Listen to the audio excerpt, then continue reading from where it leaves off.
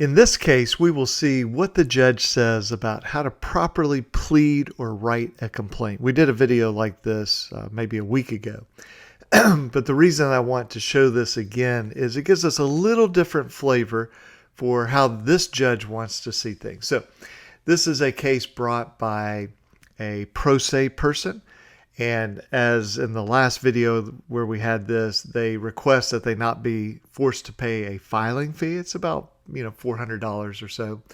And the court says, I'm going to grant that, but your complaint is not worded correctly.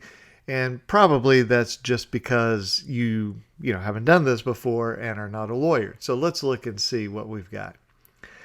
So the plaintiff alleges capital accounts, Equifax, and Experian have committed willful acts of hate. And there's some different laws. Fair Debt Collection Practices Act, which would only apply to capital account. Fair Credit Reporting Act, be Equifax and Experian, unless a dispute was done to these two and they notify capital accounts, then capital accounts could do that. Could be subject to the Fair Credit Reporting Act. And the court says, however, the allegations are, just conclusions, and you've alleged they violated your rights under certain statutes without explaining the specific conduct that was unlawful. And it says the court assumes the consumer is complaining of allegedly false credit reports. It's unclear what specific conduct related to these reports was unlawful, why the conduct was unlawful, and how you were injured. And court says, because you don't have a lawyer, I'm going to give you an opportunity to amend your complaint. And so this is just it's a common sense principle, okay? If you are pro se, don't have a lawyer, and even if you have a lawyer, it's still the same principle that if the complaint could be more carefully drafted, then you're to be given an opportunity to do that. So here's a real part that I want you to see. Just again, kind of similar to what we saw last week, but it gives just a slightly different flavor to this. So the consumer must link any claims he makes to a named defendant. And if you make no allegations in the body of your complaint against the named defendant, they'll be removed. So must provide enough facts to plausibly demonstrate that each defendant's actions or omissions, in other words, what they did or did not do, resulted in a violation of your rights under a specific law. So we can't just say the defendants did bad stuff and that violated the law. We've got to break that down. Okay. So here's a suggestion. Judge is not requiring this, but when a judge recommends something, we take that very seriously. It's recommended when drafting a statement of claims, Marshall lists numbered responses to the following questions, along with the name of each defendant. So just imagine you have capital accounts and these three questions, Equifax, these three, Experian, these three. What did each defendant do or not do to violate my rights? When did that action or failure to act occur? And how was I injured? What are my damages? And how do I tie those damages to what the defendant did or did not do? And then this is an important thing to understand also. It used to be, when I first started practicing law in 95, sometimes we would amend or modify our complaint, the lawsuit.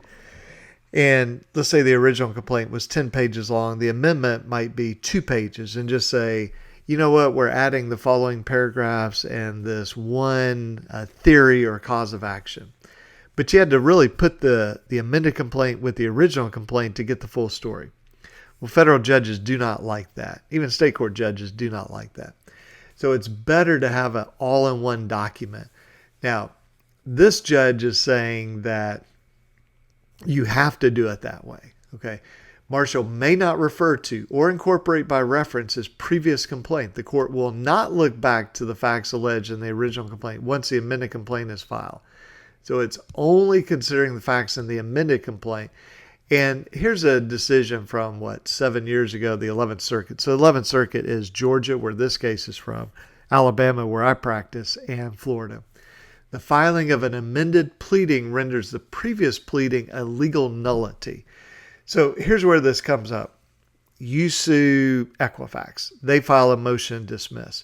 You amend your complaint, and at that point, if the judge has allowed you to amend your complaint, there's nothing for the motion to dismiss to attack, because the former complaint, the original complaint, it's, as this says, a legal nullity. It doesn't exist anymore. So now Equifax, if they feel like you haven't done a proper amended complaint, they would then need to file a motion to dismiss that amended complaint. So really two things I want you to take from this opinion. One, it's a pretty good framework here. Just as you're going through a lawsuit, what did each defendant do or not do? When did that happen? How was I injured? Now, in the what did they do, that needs to be tied to the law.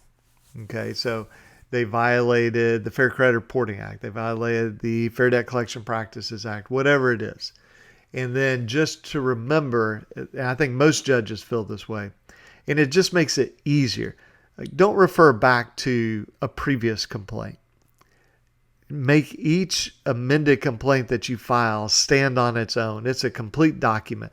I've had judges say to lawyers when we've been in front of them, they say, look, if you amend something, I am not going to sit there with like 4 different versions and try and look back and, oh, the amended says strike paragraph 23 of the previous. No, they're not doing it.